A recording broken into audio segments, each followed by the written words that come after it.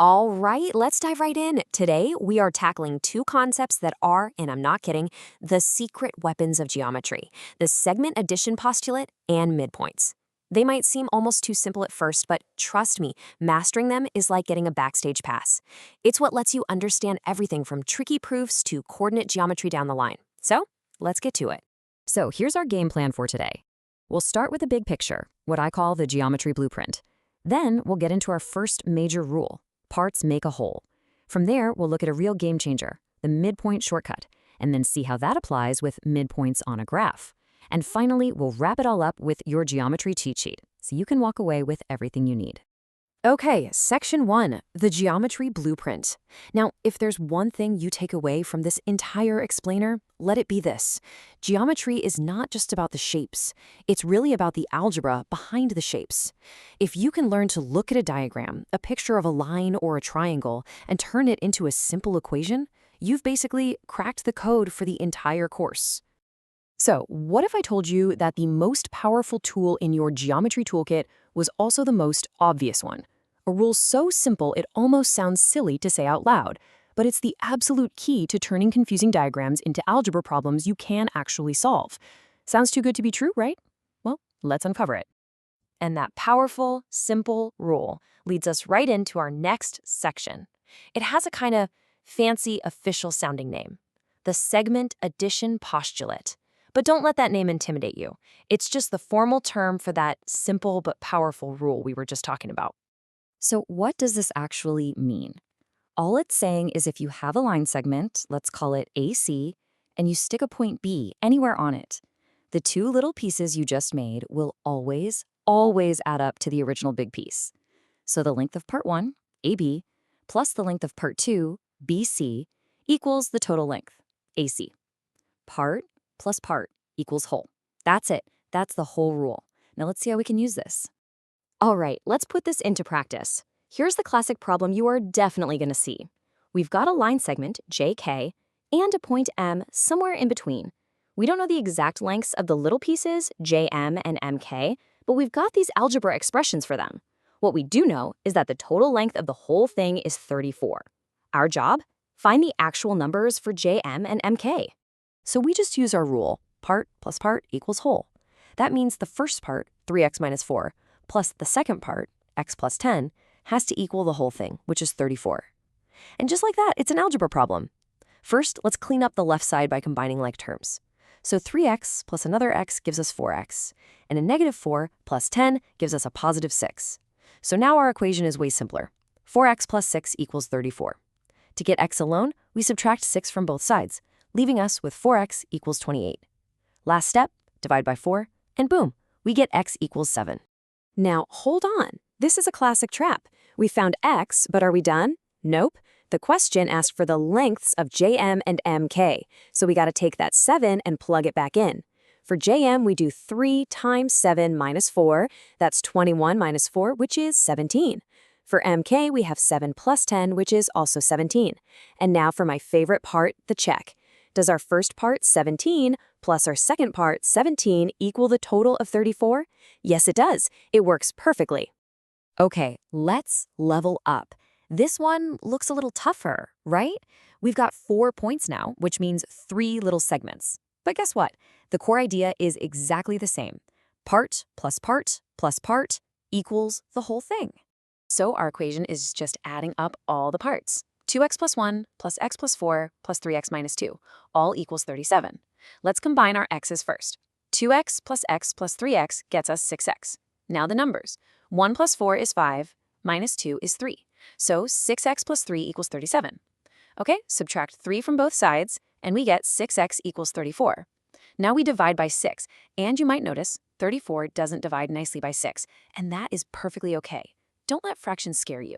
X equals 34 over 6. We can simplify that fraction if we divide the top and bottom by 2, which gives us our final answer for x, 17 over 3. And again, we're not finished.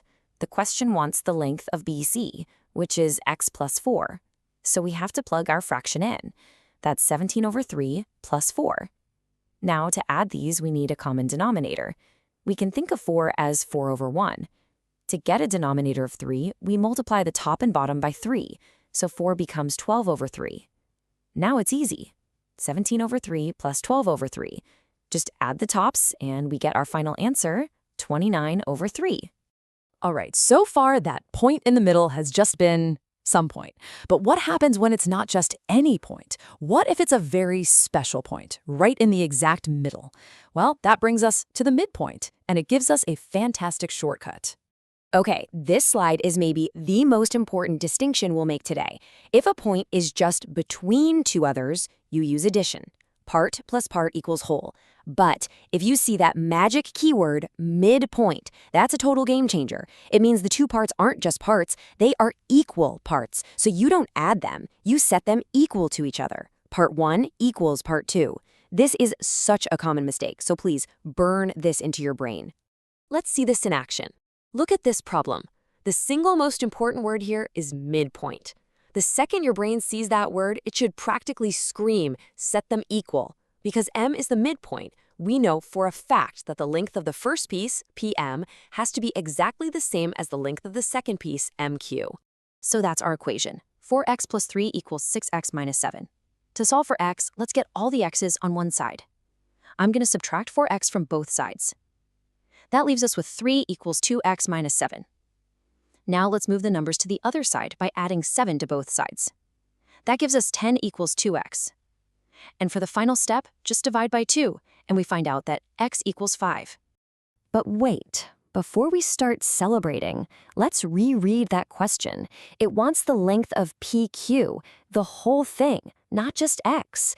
This is the #1 mistake people make. We have to plug our 5 back in.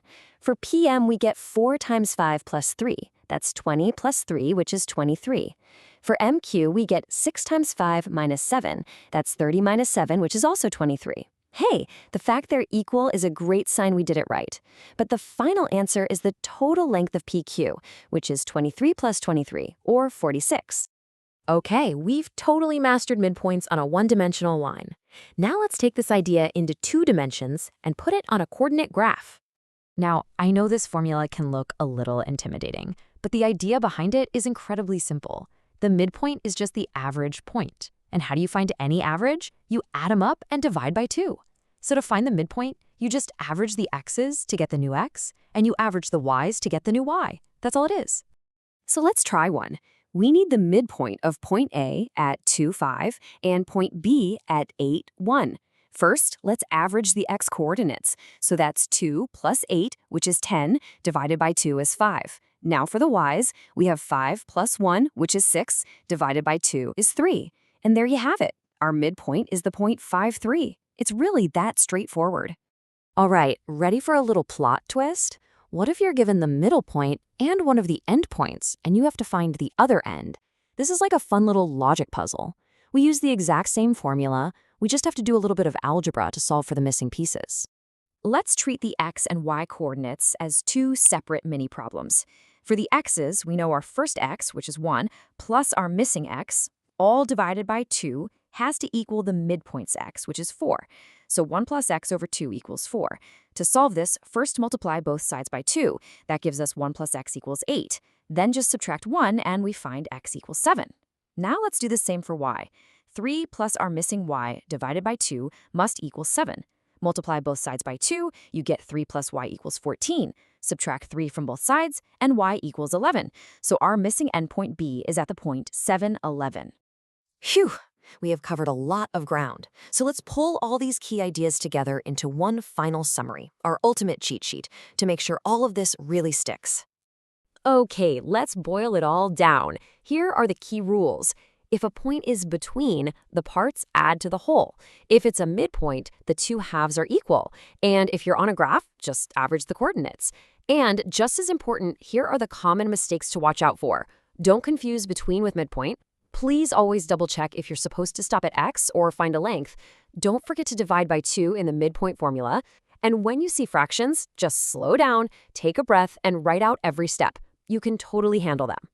Look, these rules might seem small, a point on a line, but they are the absolute atoms of geometry. They're the fundamental building blocks you're going to use to construct everything else, from triangles and polygons to circles and complex proofs. You've now mastered the line. So the only question left is, What are you going to build with it?